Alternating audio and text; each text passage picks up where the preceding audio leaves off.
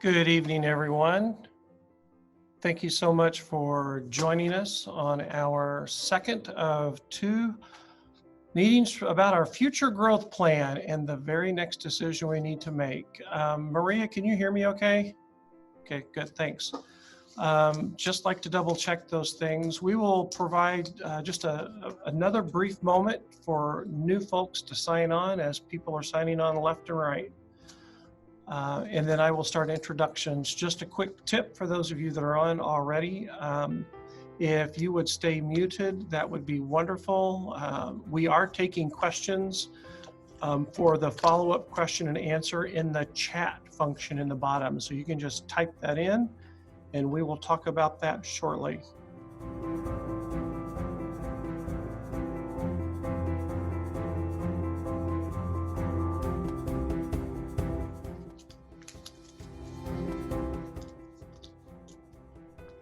Looks like we have about 30.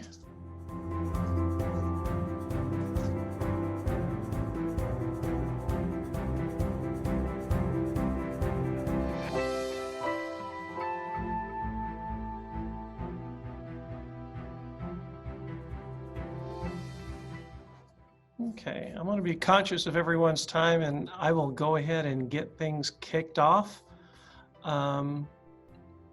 Again, thank you so much for participating tonight in this town hall meeting, our conversation about our future growth plan and the very next decision that we're getting ready to make. Again, my name is Jack Parker and I am your superintendent. I'm joined tonight by our architects from the firm of Lancer plus BB. Terry Lancer will be here shortly. Mark, you might want to text him. And I think he got the wrong link as well. And then Mark Beebe, he will be doing the main presentation on all of the variables.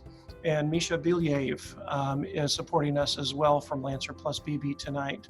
Also, you will hear from our Chief Financial Officer towards the end. His name's Greg Elkins. Greg, a little wave there. And Maria Bond, our Director of Community Relations. She's going to help proctor our Q&A session towards the end. So she'll be collecting all of your questions throughout the presentation and voicing those questions to us in the question and answer. Now, as I shared before, this is about a 45-minute or longer presentation. And after the presentation, we'll take a quick pause and allow folks to take a quick breath. And for those who want to stay, you can engage in a question and answer session. Last week, that question and answer session lasted about 40 minutes, and we're happy to stay on for up to an hour to get all of those questions answered that you may have percolating in the back of your mind. We very much enjoy this opportunity to spend with you and engage in this conversation, which is something that we've always enjoyed. I want to talk a little bit about the purpose of this. We have a future growth plan, and that's something that we announced just before the pandemic in March. And our very next decision that we're making is, are we going to build a new elementary school from scratch, or are we going to repurpose the current administration building back into an elementary school?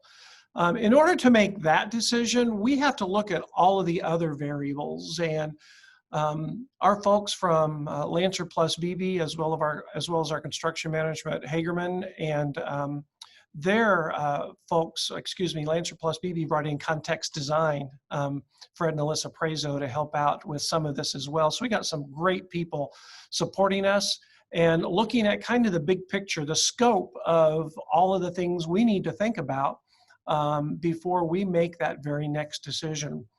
So I do want to share real quickly before I let Misha start sharing the presentation is there are no decisions have been made yet. The only decision that has been made really is how are we going to reconfigure our schools and what do we need to do to add capacity. No dollars have been spent. The things that you're going to see tonight are going to have some price tags, but only because we need to be able to put that into perspective.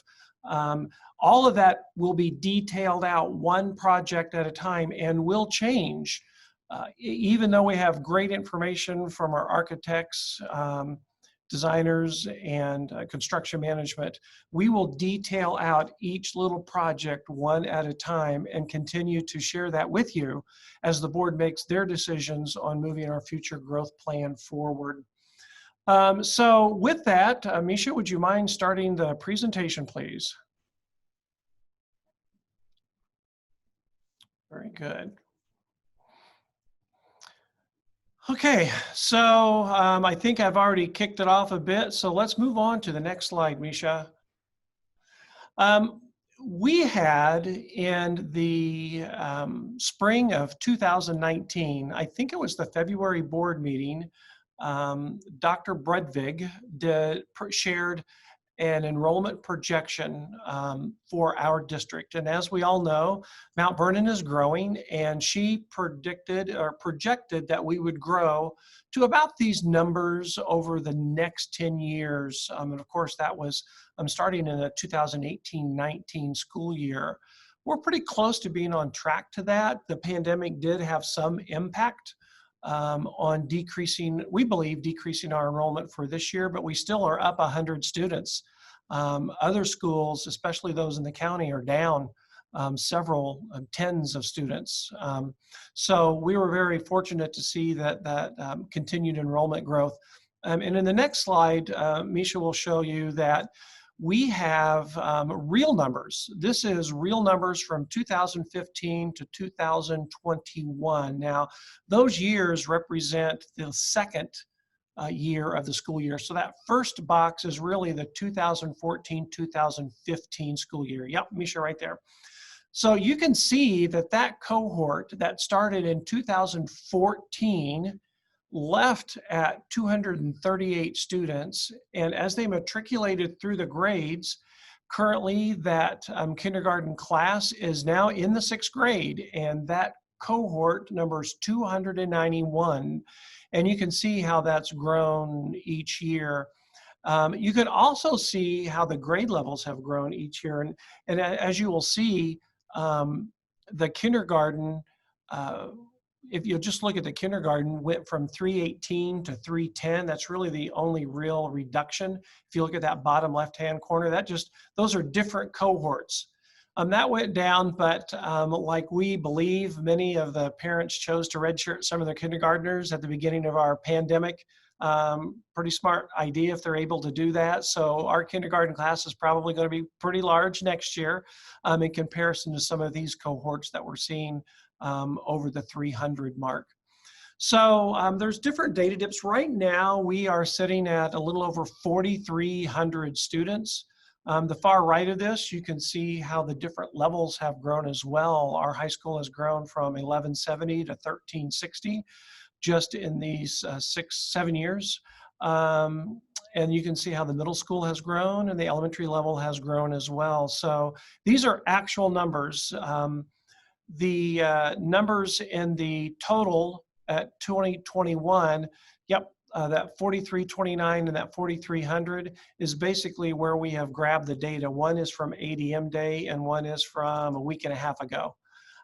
So we are still seeing growth, and I wanted to share that with you. Oh, I forgot to share also, Maria is going to put this whole presentation online, so you can go back and review these slides at any time you like. So that'll be there for you for your perusal at a later time. Next slide, please, Misha. As you know, we had a pretty big initiative in our community and engaged hundreds of community members. Over 300 came to our auditorium August of 2019 to start learning about the focus that we needed to do over the coming months to manage our future growth. We pulled off a study group. We called them the Community Champions Advisory Team, and they worked every month at least between then and February when we brought the community champions back together to let us know if we hit the mark with the advisory team's ideas. So what they came up with, and was very well received by the hundreds in attendance in February, was our future growth plan, which is on the next slide. So this future growth plan, you will see, has some years tied to it, but please understand, this is only projections based on what we expected the growth to be from our path, our curve, as well as the projections from Dr. Brudvig. We're not going to build anything until we see the whites of their eyes, and we're going to be very conscious to focus on our needs, not our wants. So we can already tell because of the pandemic, there's likely to see some of this pushed back a year, and that only makes sense. But as you can see, we're looking at having our elementary occupied in 2 or 3 years, maybe 23, 24, but more likely 24, 25 at the earliest at this point. We're also going to be needing some intermediate school. Yes, I said intermediate school because one of the things that the community champions really gave us a mandate to do was to reconfigure our grade levels. Right now we have 3 elementary schools that are kindergarten through grade 5, a middle school that's grade 6, 7, and 8, and then of course high school 9, 10, 11, and 12. The mandate from the community champions was, hey, put that intermediate level back in. So now our elementary schools will be K through 4. Our intermediate school will be grades 5 and 6. Our middle school will in the future be grades 7 and 8, and then the 4 grades for the high school. So that's neat because we're able to peel off a whole cohort of students from the elementary schools to allow room for growth in the elementary schools, and an entire cohort from the middle school, which will allow that school to grow as well. We also know that the high school is going to need some additional capacity, probably the year after that or close to that. What that's going to look like, we're not sure yet. We just know some type of capacity. And we will continue those discussions. And then towards the end of this future growth plan, even though that middle school has dropped 1 grade, the projections are that they're going to be past capacity by the end of the 27, 28, or probably 28, 29 school year. So yes, we do need to add capacity to our future intermediate school, Fortville Elementary School, I think most of you know this. Fortville Elementary School was built as an intermediate school. It was an intermediate school a little more than a handful of years ago. It has locker bays, a very large gymnasium, a huge cafeteria, extra wide hallways. It has a band room, a choir room, all the other things that an intermediate school would need. We've been using it as an elementary school because that's a decision that was made a few years ago, very smart, to do some consolidation. But that building is ready to go as an intermediate school, but we need a little bit more capacity to add numbers to that. So we are going to have to add some classroom space to that, and Mark Beebe is going to share all of that stuff with you in a short moment. So again, we're going to figure out next which elementary direction we're going to replace Fortville Elementary School because it's going to become an intermediate school. We're going to need to add to the intermediate school. We're going to need to add a little bit of capacity to the high school and a little bit of capacity to our middle school over the course of several years. So let's get started talking. I'm going to kick this off and then turn it right over to Mark Beebe to share all of these great details with you. So next slide, Misha. This is our 10-year plan to accommodate our enrollment growth. And as you can see, this is kind of broken up into multiple projects. One of the first projects we see we're going to need to look at is traffic flow and safety to accommodate the new construction, as well as to fix some major problems we have on our main campus with traffic flow and drop off and pickup, as well as some parking, and make that a much safer, more smooth area to move students through each and every day. Looking at relocating the transportation center, the bus barn needs to be updated significantly. It's woefully inadequate.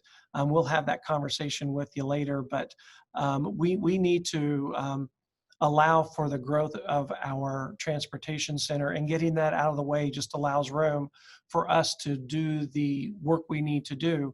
So that will be also the time we will be bringing on another elementary school or getting that rolling, whether it be through new construction or renovation of the admin building. Looking at adding to Fortville Elementary, adding to the middle, and adding to the high school, just like I shared. Next slide, please. So I'm going to kick this off, and This is something that Lancer Plus BB reached out to Context Design, and many of you may know Fred and Alyssa Prezo. They are experts on site management and things of this nature. And I'm not going to share the details of this. I'll let Mark do that. He's much more eloquent and better suited to share the features of this idea. And again, this is an idea. One thing I want to draw your attention to very quickly is it might have a $17 million price tag, but it's going to be phased in over many years. You will notice the property to the north, we call it the north property, and Misha, if you'd kind of hover the cursor around that. That north property, we're in the final stages of finishing up that purchase agreement and purchasing that property. The property to the east of the admin building here is something that the landowner is positive about selling, but we're very early in the stages, and hopefully that goes through. If it doesn't, we will come up with different plans to do what we need to do if that property doesn't become available. It's something we're hoping that works out for us because we feel like it could help a lot with our future growth plan. So with that, I'm going to reintroduce the esteemed Mark Beebe to walk you through the features of this, as well as the features of all of the other variables we're thinking about before we make our very next decision. Mark? Okay, thank you, Dr. Parker. Yeah, I'd like to go ahead and kind of walk us through this site plan. And again, we worked really closely with Context Design. They are a site design and landscape architecture firm. They specialize in school design projects very similar to this. They also happen to live in the community and have kids in the school district, so they know the issues well. Some of the primary issues are just the mixing of the parent drop-off lines and the buses. And so what I'm going to do is point your attention to the yellow lines first. And if Misha can kind of, yep, right there, you can kind of see what's being proposed is a drive coming east off of North 200 West, heading toward the existing admin building. We're going to propose a new loop road to the south toward the middle school. So this road does not exist today, but what would be proposed is a new loop road around the west side of the current football and track field there to a drop-off location where buses could stack. They could pull around then to what is being proposed as the renovated new elementary school. And then they could pull straight back out onto North 200 West. So this drive would be dedicated just to buses during that time of the day. You can see the buses then would circle over to the proposed intermediate school. They would pull in and loop around in a way that could drop off kids at both the intermediate as well as the high school. And then again, pull straight out onto North 200 West. So at these locations, the buses would be completely separated from all the car riders as well as the high school drivers. So if I draw your attention now to the teal lines, and we'll start over at the west side of the high school, you can see what's proposed here at the west of the high school is a new entrance. Well, this is a current drive that would be proposed to be dedicated for those drivers that would come in and park for the high school in that parking lot there to the west. And then on the east side of the high school, you can see where parents could pull through and drop off at the entrance and then pull out down to 234. So completely separating those car riders from the buses at that location. Let's look at the middle school now. And again, what's proposed here is separating the buses by bringing them in from the north, and the parents would come in from a new drive to the east, coming off 234, and we should kind of follow up this cursor. You can kind of see that line. So stacking parents in kind of a long line around the south side of the middle school, kind of looping back out and back onto North 200 West. There's a little bit of a yellow line shown there just east of the middle school. That would be for special ed buses that would come in only in designated times of the day. So still the bulk of the car riders are separated from all bus traffic. So what I want to point out next is the purple line. What's proposed here with the purple line is a new loop road entirely around campus that would be used for accessing both the renovated elementary school, but also a new relocated transportation center. So you can see the label there for transportation center moved to that northeast corner of the property, tucked safely away from the central core where it is today. This new loop road would connect that facility. This new loop road would also allow for a new parent drop-off line to come in for the elementary school. You can see Misha's cursor there. So there's a separate drop-off to what would be a proposed preschool, and then an additional drop-off area for the elementary school. So each would have their own entrance, their own parking lot to maximize that separation, increase the safety for kids, and allow for a streamlined traffic flow. A couple things I want to point out on this site diagram before we move on is what's proposed here within this new elementary school are some additional playground spaces. So you can see there's separate playground spaces by age level. So where Misha's cursor is now, there would be a preschool, kindergarten up to the north, additional expanded playground to the north and west, and then an additional playground at the far south for kindergarten, first grade. So second, third, fourth would have their own playground to the northwest, kindergarten, first grade, separate playground to the south. So let's go ahead and go to before we do that, before we head on, Misha, I'm just gonna point out what we're doing with these slides. We are sharing some information on proposed cost budgets here. At the very bottom of the slide, you'll see a description of the work that's being proposed along with a budget figure. This would be for that transportation work that's being proposed here. And again, as Dr. Parker said, this is cost that's broken out over the entire 10-year phase. So not all of this work would happen at once. It would be broken off in pieces and stages. So over that 10-year period, various stages of development would be put in place with the community having a choice along the way. If there was a design element they needed to tweak, that could certainly be accommodated. This is just looking out 10 years and factoring all that into that figure. Okay, let's go to the next slide there, Misha. And this slide calls out for the transportation center, which is currently just south of the admin building, being relocated. So where it is today, you can see all the buses that are stacked in that area. It's a very congested location. The current transportation is very much undersized and in need of upgrades. So for increased safety, the proposal would be to move the transportation center to this northeast corner to this new property, Dr. Parker noted, connected through a new loop road around campus. So let's go ahead and go to the next slide. And this is what's being proposed as the renovated admin building to a new elementary and new preschool. So just to help orient you, what we have is the north is facing the left side of the page. You can see Misha's cursor at the north area. So what we've done, we've kind of shifted this on the image to be able to make it fit better. But just to orient you, we're looking at where it says canopy at the bottom. That's the current front door. And what's shown is kind of a faint brown line. That's the current footprint of the building today. So you can see that this would require some expansion. I want to talk a little bit about our process in developing this plan.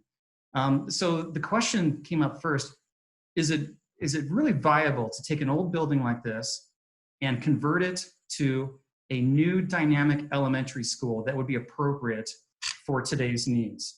Is it really a worthwhile investment? It was the question. So the design team spent a lot of time both walking through the building. We analyzed existing drawings thoroughly. We sort of dug into the mechanical systems and plumbing to really analyze the current conditions of things before we really began to design spaces. So the next step we took, we had a series of program design discussions with a couple folks. The first group we met with was Principal Stacy Muffler, and we went through a proposed building program with her. What we asked her first was, think outside your current footprint today, and even outside perhaps what this could look like, this renovated building, to dream a little big for a moment. What kind of spaces should we plan to include in this new renovated elementary school if it were put in this location?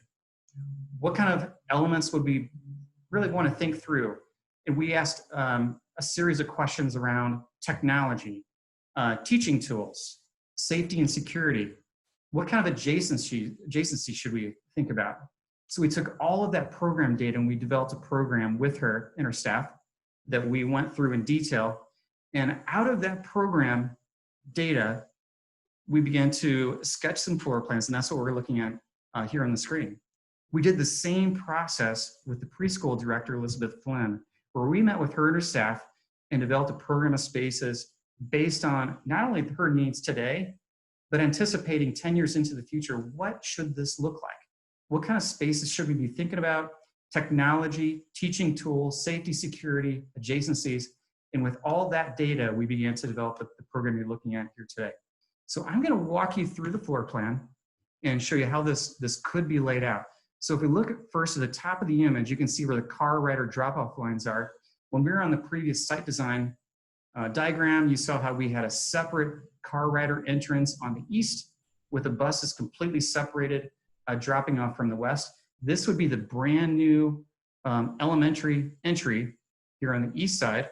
Preschool would be entering a little further north, elementary a little further south with their own parking lots. You can also see a series of additions, kind of bump outs along this east face of the building. And in addition to providing the additional space we need, it creates an opportunity to really rebrand this building and give it some new energy, new life, really kind of give it a little bit of a new aesthetic, which we think is kind of an exciting opportunity to take an existing structure and give it a brand new life in headed into the 21st century. So starting at the front door, Misha's going to kind of walk through it with the cursor. You can see an entry canopy as you come in to a secure entrance location where the administration is.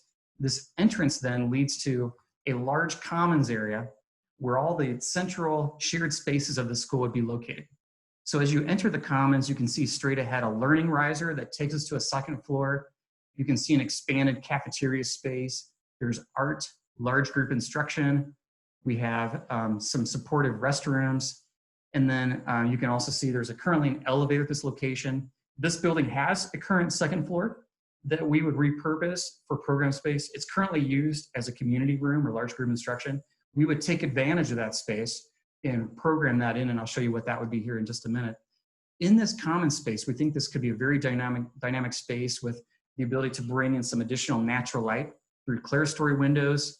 And you can see the stair would also incorporate what we call a learning riser, which would be space for kids to gather at the base, do informal presentations. There's even in this location, perhaps a spiral slide that would be one of those moments where students could perhaps celebrate achievement as they're going to the second floor and using this opportunity.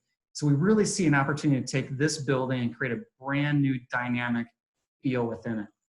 So we're going to head down the academic wings, and I'll kind of point out some features there. So we'll head first to the kindergarten wing. What we've done with this building is create pod clusters to all grade levels. So each grade level would have its own unique identity centered around a collaboration commons. So you can see these kindergarten classrooms could have walls that open up, perhaps as sliding glass partitions, some kind of an opening element that spills out onto this collaboration commons. Each kindergarten would have restrooms and storage adjacent to their space. And each grade level pod would have teacher support spaces, including staff restrooms, a teacher workroom, and storage and so forth. So I'll point out, this would be a 6-section building. However, first grade and kindergarten has an extra section to accommodate a little bit of sort of a bumper growth as enrollment might need to accommodate just a little more space through the building. So that's accommodated within this floor plan. The next pod we're going to get to as we head south is the first grade. Very similar to the kindergarten, where there's a number of grades, classrooms that are centered around a collaboration commons to give that grade level its own unique identity, a lot of support spaces tucked around the edges, and the ability to bring in a lot of natural light and flexible open spaces. As we go back down the corridor, we'll pass the cafeteria just for a second. The current kitchen where it's at would be expanded to accommodate the additional students in this building. The current gym would be combined with the current cafeteria to create a large, flexible cafeteria space to accommodate the enrollment there. And then on the southwest portion of the building, we see the 4th grade pod.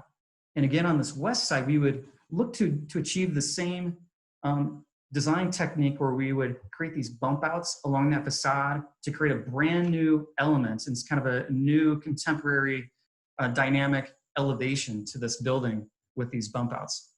There's a new gymnasium proposed. You can see that would include a stage, some retractable bleachers, storage, and so forth. The gymnasium would be developed in a way where we could isolate it from the rest of the building, so it could be used after hours or perhaps on weekends with restrooms within that space, but the ability to close off the rest of the building to keep students out of that, but able to isolate just that gymnasium piece. Okay, then heading north, we passed the 3rd grade pod, and then the 2nd grade pod. Again, those are very similar 6-section classrooms centered around a collaboration commons. All the teacher support spaces built in, including staff restrooms, teacher workrooms, and so forth. As we move kind of around this loop, you can see some additional classroom spaces. We have some special ed, we have some speech, and so forth. And then as we head toward the east side of the building again, there's a STEM makerspace on this exterior wall, which we think again is an opportunity to really kind of show off some dynamic education opportunities. We could perhaps open up that existing masonry element to some larger glass, really kind of show off what kids are doing inside this dynamic space. And then heading down, let's see, toward the north, we pass music, and we have then the preschool wing that's developed off to this northeast corner. You can see preschool would have their own entrance, their own administration. All of the classrooms would be organized in a way where there would be support spaces tucked in, including restrooms, storage, teacher support spaces, and so forth. Again, as you look toward the bottom of the slide, you can see some budget information that perhaps you've been tracking along with us. So you can see what's listed here. The budgetary cost for this proposed addition renovation of an existing administration building to an elementary preschool with the cost associated. $36.5 million would be the budgetary figure tracking this scope of work. The alternative to that would be a proposed new elementary school with a cost of $42 million. We haven't designed a new elementary school, so we don't know exactly what that would look like. So this budget is driven by the program data that we developed with Principal Stacy Muffler, Preschool Director Elizabeth Flynn. So all the same spaces we just walked through would be part of that new construction. We don't know where this elementary would be. If the community decided they wanted to go that direction, that would be the next step, is to just really kind of study where the location for that would be. Again, this exercise is really to determine the choice between renovating that current building, as I just walked you through, or that new elementary. I will kind of point out one last element. The question has been asked a couple different ways regarding this current facility that is the administration. Is it really viable to take an old building like this and convert it to a 21st century dynamic elementary? And again, I can say with confidence, as we work through this design and with the programming and did our analysis with our design team, and we did thorough analysis of even the engineering systems, there would be substantial overhaul of existing facilities. For example, a new mechanical system, a lot of mechanical and plumbing upgrades, but the existing structure has inherent value that would be maintained, and that's where we see value in reprogramming and repurposing this building as one option for the community. Okay, let's go ahead and go to the next slide here, Misha. And this is that 2nd floor space. So as I hinted at, there's a stair and a learning riser heading up. We're proposing that this 2nd floor space that's there today would be a media center that would be organized in the 2nd floor space with sort of a floor opening to below. So we'd have a lot of interesting connection to the commons. We could perhaps incorporate additional windows and clerestory light to flood the space with some really soft north light. And then you can see what could even be proposed here is a spiral slide. We've done this in a couple locations, other schools recently, where it becomes a really interesting, exciting element for students. They love to come in and see these kind of elements, and it gives the teachers an opportunity to celebrate student achievement through going to the media center and then taking the slide afterwards. So I'll point out there is support spaces around the media center, including a media studio, storage, office. There's currently an elevator at this location, so that's already in place today, making it very cost effective. And that kind of rounds out this 2nd floor. So let's go ahead and go to the next slide, Misha. So this slide is looking at the current, where the current transportation building is. As Dr. Parker mentioned, there's a few domino pieces that would need to kind of align for various elements to really fall into place. thinking about the first decision, new elementary, renovated elementary. Moving the transportation building is a key part of that first domino. Getting that small, outdated transportation building and the overcrowded bus parking area moved out of central campus would be one of the first decisions to make. You can see that current building here, it was a former administration building that was converted to transportation. Where Misha's cursor is, that building, one option would be to take that building and create an expanded, renovated administration building. So that would be added on here in this location. You can see that where Misha's cursor is, so the space to the east could be expanded, so the administration could move to this location for their future home. Again, transportation would move to the northeast corner. The current administration building or home department could move to this location as their new home, expanding and renovating this current building. You can see at the bottom here, I do want to point out there's two costs here. So that the project 2 listed 3.8 is exactly what, as I just described, renovating, expanding that current building on this image. The second item, the option would be relocate the administration building and the clinic to some off-campus location. We don't know where that is. We don't know exactly what that means. It could be perhaps a new administration. It could be a repurposed building somewhere else within the community. So that cost figure you're seeing is sort of a worst case scenario. It may be that there's an ideal home found somewhere within some other building that could be renovated, and that cost could in fact be dramatically reduced. This figure here is kind of a placeholder. Okay, let's go to the next slide. And this is the current Fort Phil Elementary that would become the new intermediate school. As Dr. Parker kind of went through the readjustment of grade levels, this building could be converted back to the intermediate school as it was designed. You can see the building was designed around these pods to the south to accommodate the enrollment growth in the community. The proposal would be to add an additional pod to the south, sort of a half a pod, and we've accommodated space for an additional half pod to the east. So you can see this new pod here to the southwest would have all the same features that the current building has. So there's some open collaboration commons, flex room, restrooms, all of that would be incorporated very much like the current pod layout is today. And you can see the associated cost. Okay, let's go to the next slide there, Misha. So this is the middle school expansion that would be needed to accommodate additional growth. You can see on that northeast corner, there's some space within the site to develop sort of a bump out to this northeast corner to accommodate additional classrooms. It could also accommodate perhaps a new bus rider entry and canopy. As we mentioned, if buses were to be located on this north side of the building, this would be a great way to accommodate that new bus rider entry in a way that really connects that entrance back into the existing building. And then again, you can see the associated cost with this project. Okay, let's go to the next slide here, Misha. And we're looking at the high school now. So again, to accommodate enrollment growth, we're looking at what would be proposed, a new 2-story addition to the south of the high school where Misha's cursor is. So that 2-story addition would accommodate all the required classrooms. There's a common space built in, some restrooms and support spaces, teacher support rooms and storage, and then a flex room. So this 2-story addition would accommodate that additional growth. So as you look at the bottom of the slide, you can see 2 figures. The first one, 18 million, that would be the figure to accommodate the classroom addition we're talking about that's shown in this image. There's an additional figure, 24 million. That's, you can see the asterisk.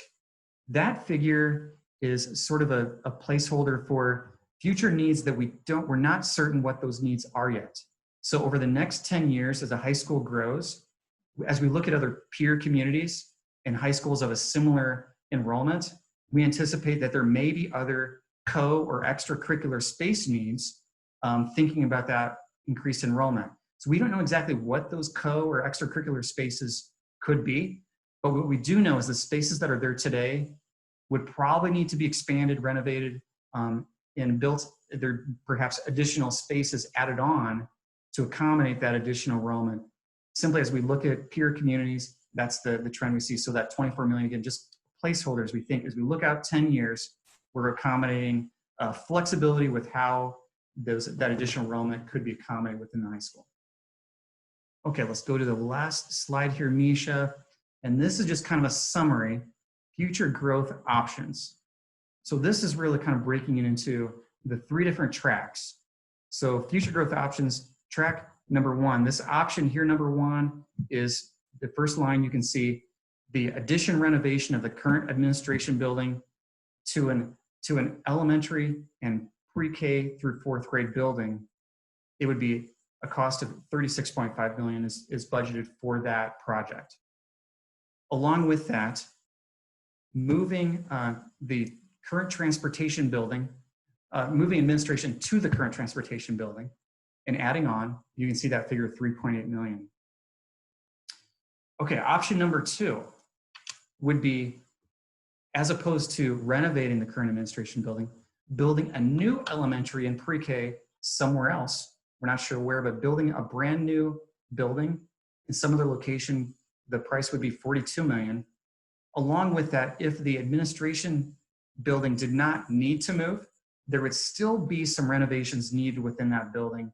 As we've gone through it, we've identified a number of mechanical and plumbing upgrades that would still be required, even if the current building would not be upgraded to an elementary. It would still require some renovations, and that figure would be around $2 million. Okay, so option number 3. So this is a little bit of a variation on the flavor of option 2. So option number 3 is a new elementary school without the pre-K component.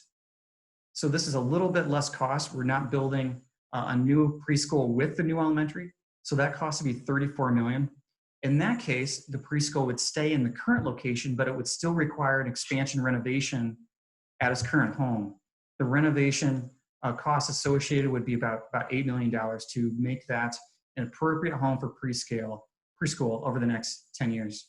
And again, we still have the renovation of where the current admin building is today, which would be about $2 million. Okay, Misha, let's go ahead and go to the next one, and we're going to hand it over to Greg. Thanks, Mark. We appreciate all of that. Next, I'm going to reintroduce our Chief Financial Officer, Greg Elkins, and he's going to share with you the long-term financial impact of all of this work. Mr. Elkins. Thank you, Dr. Parker. We have a graph that represents one possible strategy for paying for these project costs. What you see in front of you are bars that are multicolored, and we'll explain what each color represents, as well as the line, the thin line that follows somewhat across the top of those graphs. So as you look to the lower left-hand corner, you'll see year 2021 represented. And of course, for the first 3 years, we do not have, at least at this time with the tentative timeline, we don't have any blue on top of those bars, which would represent the expenses or the payback of the cost of the proposals that we've looked at tonight. The gray represents the amount of our current debts. That is the payments that we are already committed to for past projects. And of course, as we move from left to right and pay that debt down, the gray begins to decrease, which creates space or a gap in our debt fund that we can now add back to with, again, the financing for these proposed projects. For tonight's purpose, we're not showing any particular breakdown of the new debt in terms of project phases. Rather, this is a very holistic, simple payback schedule, which would divide strategically the total amount of everything that we've presented tonight and what that payback would look like through the year 2044. The gray line, which follows the top of the columns, indicates the tax rate that the average residential taxpayer would pay annually. Our goal is to keep that line flat from year to year. That would indicate a consistent tax rate. The line is decreasing over time in this graph because we're only showing current debt and project debt. There are other operational expenses such as school bus purchases that would have to be factored in. So as we get towards the year 2044, some of those other necessities would be added on top of that blue line or blue bar, thus keeping the gray thin tax line consistent across all years that are represented here. Since we're a growing district, the number of taxpayers also grows, and the total value of taxable properties is also increasing. Our debt service, which is what we refer to as the fund that we collect revenues and make these payments out of, our debt service is based on the total property value within our school corporation. And so this continued growth allows us to add these new projects along with like some of those other necessities that I mentioned, all while maintaining that constant or consistent tax rate that I referenced. One final point, in the left-hand portion of the graph, currently there is a gap between the gray and the tax rate, and there still continues to be a bit of a gap there. That reflects an intentional strategy. If you look at 21, 22, and 23, those years, we currently have a 3-year strategy where we are collecting revenues through our debt fund that are then being transferred to our operations fund. And that is critical to our overall sustainable budget, but that is not meant to be a long-term or permanent feature. So a large portion of that revenue that we're collecting through debt and transferring begins to go away in 2022 and then is gone completely in 2023. So while that does have a negative impact on our operations, you can see that that does create a gap or space between the top of the bars and the tax rate, again, for some of those necessary costs or for other projects such as simply maintaining some of the facilities that we already have. So with that, I will turn it back over to Dr. Parker, and we can certainly address any specific financial questions later on this evening. Thanks, Mr. Elkins. Okay, I want to share with you now, and I'm going to share it again later, that this is the link to our survey. It's a very short survey, and we need everyone to participate in the survey. What you may want to do, if you don't want to answer the survey now and you want to wait until after the Q&A, or if you have to leave a little early while we're going through the Q&A, if you would write this down, you'll be able to jump to that later and take that very quick survey anytime you want. We're going to leave it open for probably the rest of the day tomorrow. Really would like you to do it tonight if you could. You just simply type in rebrand.ly/MVDT. And you type that into your browser, and that'll take you straight to our survey. So before we take a quick break, I want to thank our partners with Lancer Plus BB. They brought in Context Design, Hagerman Construction Management, Stiefel is our financial advisors, and Ice Miller, our bond counsel. And we use Policy Analytics as our tax advisor and projector of our growth in our assessed valuation. We really do have a superstar team, and we're very happy to be working with all of them. So what I'm going to do is, it is 7:19. I'm going to give everybody a 6-minute break. At 7:25, we will come back on and we will begin our Q&A. At this point, if you haven't put questions in the chat, you don't have to. But if you do have questions, we would love to start with them tonight. So please type those in. We have several already, and Maria will be reading those during our Q&A time, but you can always add to those. So with that, I will call a timeout. If you're leaving us for good, please do the survey. If you're going to stick around for the Q&A, you might want to do the survey after the Q&A. But for now, we will see you in 5 minutes at 7:20. We'll see you in 5 minutes at 7:25. Thanks. Okay, everyone, welcome back. It looks like almost everybody is hanging with us. Excuse me, I take my mask back off. I walked across the hallway. So we will get rolling with our first questions, and I'm so excited to get through these. We will have several folks kind of answer these. Thanks, Misha. Several folks answer these questions. I will kind of proctor. Maria will read the questions and keep us rolling, and I will help hand off as appropriate. So Maria, what's our first question? All right, we've got some good ones. The first one, it says, there seems to be a lot of interior classrooms. Isn't it an important part of the learning environment to have natural light, as well as the need to be able to see outside for things such as weather, recess purposes, and learning about weather and learning opportunities? So, Yeah, I don't disagree with that notion at all. Terry or Mark, I think perhaps one of you would be best to answer that. Sure, Dr. Park, I can start on that. So back on our concept diagram, if you remember, we had classrooms grouped around a collaboration commons. Within that collaboration commons, we would propose some clerestory light to bring natural light into that area that would fill all the classroom spaces around.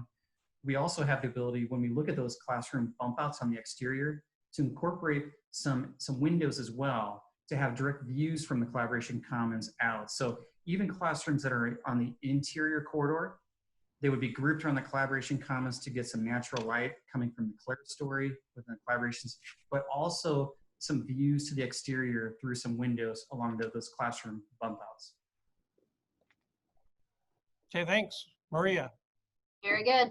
Would the classroom that backs the cafeteria and kitchen be able to hear the loud sounds associated with that part of the day? Back to you, Mark. Okay. That's a great question. You know, as we all know, cafeterias can be very noisy. We would design that classroom with an appropriate STC rated wall. What that means is we would look at the required sound transmitting mitigation at that wall and provide that type of construction. So there's a lot of ways we can achieve that through block wall construction and so forth, but we would make sure that we anticipate the noise control to make sure that classroom is appropriately soundproof. Thanks. All right, very good. What would happen to the current preschool students and administration while the building would be renovated? I'll kind of start with my guess. Our architects are more experienced with this, but the good thing is we have enough elbow room where we could renovate part of the building and move folks into other areas of the building. We might have to double up in offices, but our offices right now are classrooms. The preschool can move into our area while it's being renovated. Since the fact that it's not being used as a fully populated school will make it relatively easy compared to some of the things that Lancer Plus BB has done in other schools. So I think this is actually not a big problem. It's easier than many other school renovations where they're adding capacity. Mark and Terry or Misha, do you concur? We would concur. I would agree. There seems to be ample space in your current building to make it work. I don't, Terry, do you have some other thoughts on phasing the work in as we would go through that track? Yeah, I think there's lots of options there. We certainly worked through schools that were completely full, where we could only do a few classrooms at a time. That extends it. I think your space actually has areas where we could relocate more of those students and renovate larger areas at a time, so to make it a shorter, quicker construction duration. Thank you. Maria? What are the pros and cons of a pre-K program in 2 different buildings? So they want to know kind of how it works for each setup. Yeah, so in my humble opinion, I believe preschools are best supported when they're in a regular elementary type of school. First of all, they have that system of support. They can duplicate and use many of the same spaces. The gyms can be used for the preschool when they're available, of course. The other thing is you don't have to have 2 cafeterias. Right now, we're running a cafeteria in our administration building for our preschool. You know, the other, so the administrative support that would be provided by tying a preschool with an elementary school, as well as be able to duplicate, not need to duplicate some of the services that we provide, really makes it a little bit more feasible to put them together. So and the way this design is, whether we choose to renovate this building and keep the preschool here or take the preschool to a new elementary school, they've already worked out the ideas of how to keep it separate yet together. I kind of like a lot of the ideas they've been kicking around. Anybody want to add to that? Am I good? Okay, Maria. All right.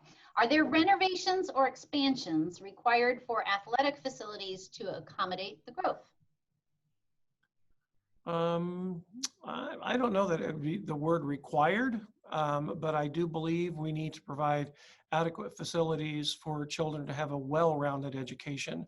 So those would be considered along the way, and we've not been talking about them.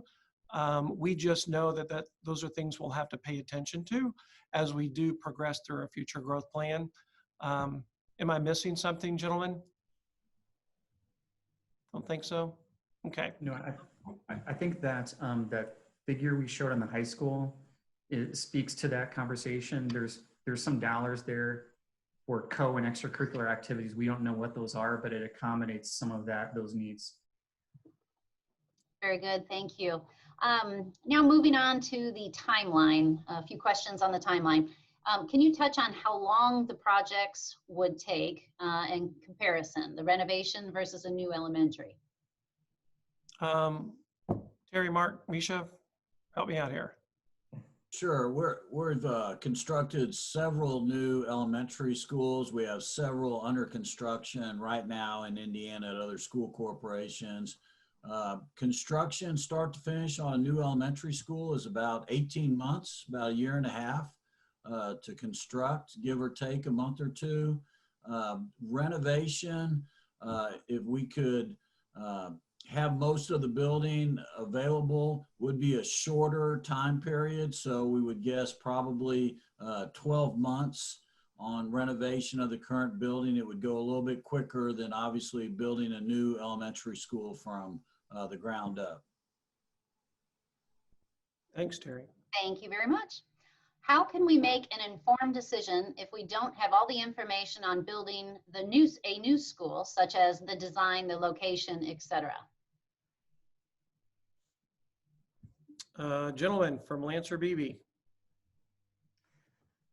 So yeah, we did specifically note that back in the presentation that we have not designed a new elementary, so we don't know exactly what that would look like, and we don't know where that would be. However, we do understand all the program elements. We understand how big it would be. We know what kind of spaces it should have. We also have a general sense of the cost. So the question on making a decision, as Dr. Parker had noted early on, the school is looking just to make the decision currently, renovate the current admin building or building new. I think that was question one. We feel pretty confident that we know enough data around what a new elementary is. We've built a lot of them in the recent years. So we understand what it takes, the period, the duration of construction and the cost and all that, and what would be in that. We have a great sense of what that could look like. We just don't have the detail of perhaps where it would be, so forth. So I guess I'll turn it back to you, Dr. Park, in terms of, do we have enough info based on that to make the decision to move forward? I would say that there's enough decision to make the first question decided. Yeah. So the way I have absorbed this in my mind, gentlemen, is you guys took the program elements and the square foot we have determined by working with the Fort Vale staff and gave that to Hagerman, our construction management, and they did all the pricing and said, if you want a new elementary school with all this stuff in it, it's going to cost you that. So that's pretty tight, as tight as we can get for now. even if you completely drew up the blueprints for it, I think it would still be the same cost, right? Yes, Yes. that's right.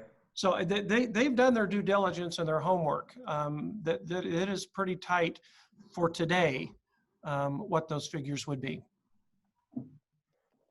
Next question is also in alignment with finances.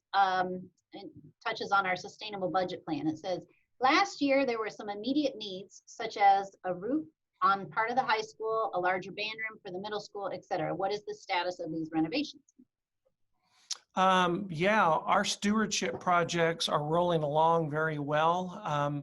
Frankly, I think Mr. Elkins can speak to this a little more quickly off the tip of his tongue, but it's pretty exciting news. So, Mr. Elkins, why don't you share where we are with our stewardship projects? Sure. So, and I'll let Mark or Misha jump in here as far as the middle school and correct anything I say regarding that project. But I believe with the middle school, I believe we're at the point where, you know, the planning and the kind of the wide range or general pricing out of that project is complete, and we're really just, our construction manager is gearing up to put the materials and labor and subcontractor bids out here, I would assume before the year's out, before the month's out. So again, I'll let them interject and clarify, but we're essentially at that point of taking bids on the actual labor and construction. Regarding the roofing, actually tomorrow, our project manager will be on site hosting anywhere from 10 to 15 companies who have interest in supplying the labor and material for that. And they'll be walking the roofs of the various buildings to be repaired, and then we'll be collecting those bids and evaluating those for the most appropriate one. Regarding the other portion of that project, which addressed heating, cooling, and some of our other internal mechanical systems and buildings, that timeline has been determined. The supplies, the products have been identified. Some of those have been ordered. And so obviously, because in some cases we have to shut down some of the systems to replace them, we'll be looking at beginning that towards in the springtime as the buildings can accommodate it. So we continue to move forward on that. Absolutely. Thank you. Thinking beyond 10 years, what is the useful life of the remodeled administration building as an elementary versus building a brand new elementary? You know, I'm going to start this, and I'll let our friends from Lancer Plus BB finish it up. This building has really good bones. We've already checked the sanitary systems. They're in pretty good shape. The concrete floors are solid. They don't crack. They don't move. The block walls are great. And oddly enough, the roof of this building is the newest roof of all of our buildings. It's in great shape. So when you look at the envelope, roof, wall, the outer walls and the floor, it's crazy solid. Concrete's not going to get better with age. So, you know, I want Lancer Plus BB to finish that up. And I don't know, Terry, Mark, Misha, who wants to speak to the rest of that? Yeah, I'm going to start here, and then Terry, Misha can help me here. So we would look to that renovated building to be a 100-year plus building. As Dr. Parker said, the structure there is excellent. It's got great bones. So we would be putting in systems to be looking this building to be in for the long haul. There would be programmatic requirements that would cause changes before the building itself would need it due to the infrastructure and so forth. This next question goes kind of hand in hand with this. It's the 2020s. For under a difference of 10 million, I can build a true modern state-of-the-art elementary that should last for the next few generations, or completely renovate an old building that will constantly need repairs and upkeep on a yearly basis. Think down the road and big picture, and how much does that difference cost on a long-term yearly basis? So they're asking for a little more detail. Well worded, very similar to the last question. Terry, did you want to jump in on that last question since it's so similar to this one? Sure, I'd be glad to. you know, if you look at the comparison and cost of renovating the existing building or building new, I think you can tell that the renovation is a complete renovation.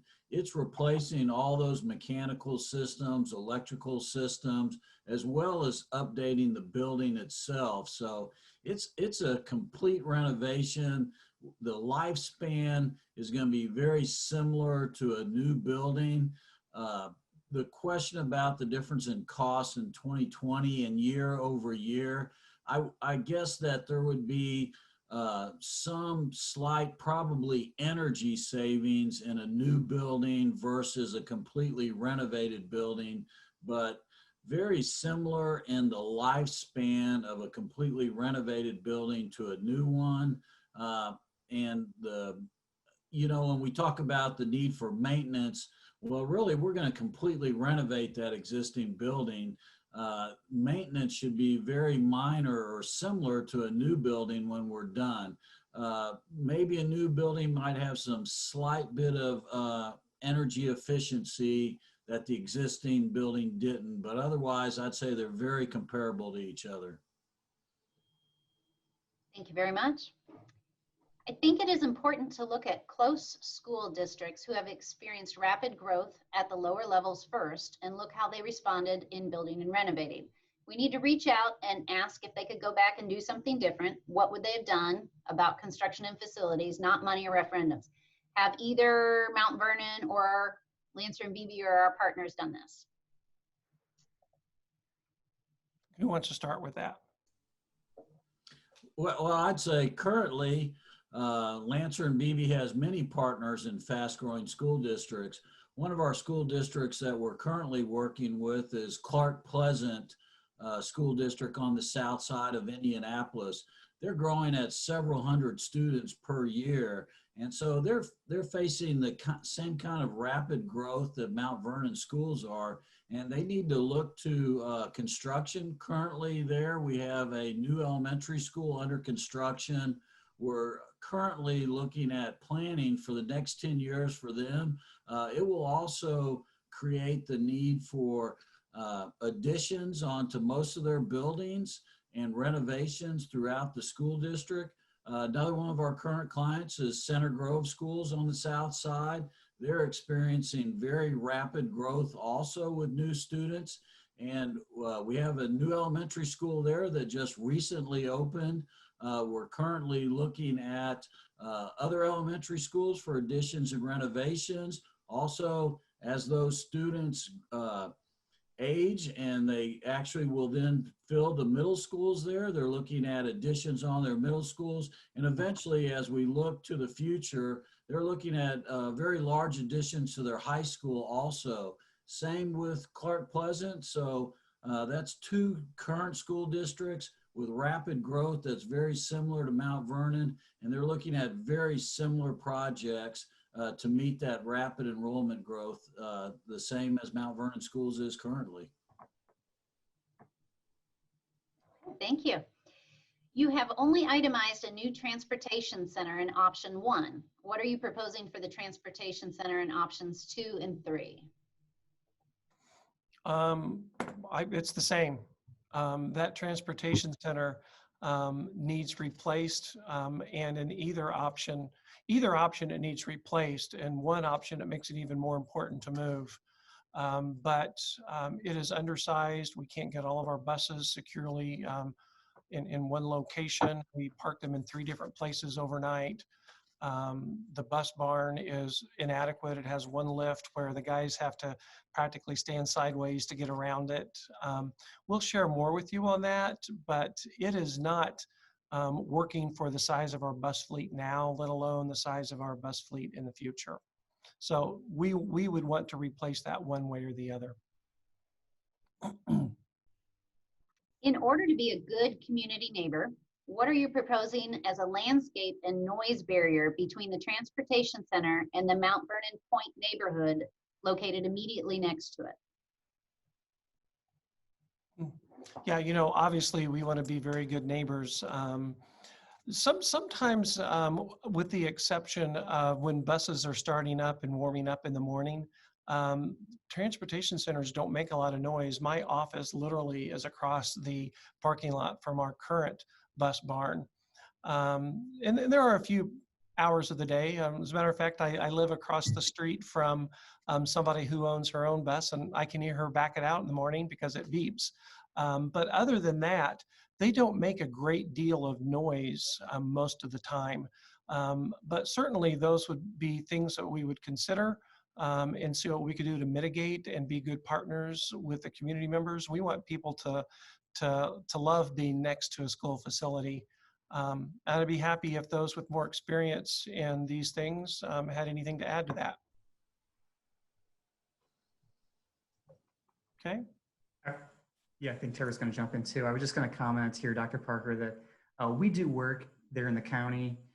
There are specific county requirements for buffers between these type of properties, and we would certainly meet all those, and in some cases perhaps even exceed their requirements. Some of those elements would be landscape berms and plantings of that nature that would help create the sound mitigation. We would certainly meet all those requirements. We would also reach out, as you mentioned, reach out to those neighbors and help them understand what's being proposed and the techniques we're using in our design to really mitigate the kind of noise issues. Dr. Parker, this is Alyssa Prezo.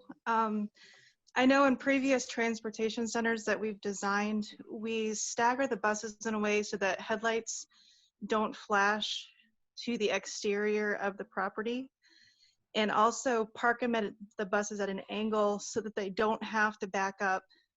They're at a 45-degree angle or sharper so that they just have to turn their wheels when they pull in, and they can pull straight out as long as they're staged properly to leave as a group. So those elements also help quite a bit to mitigate that noise issue. Thanks, Alyssa. Sure. Terry, were you going to add on to that, or did things get covered? No, I think very much covered. Obviously,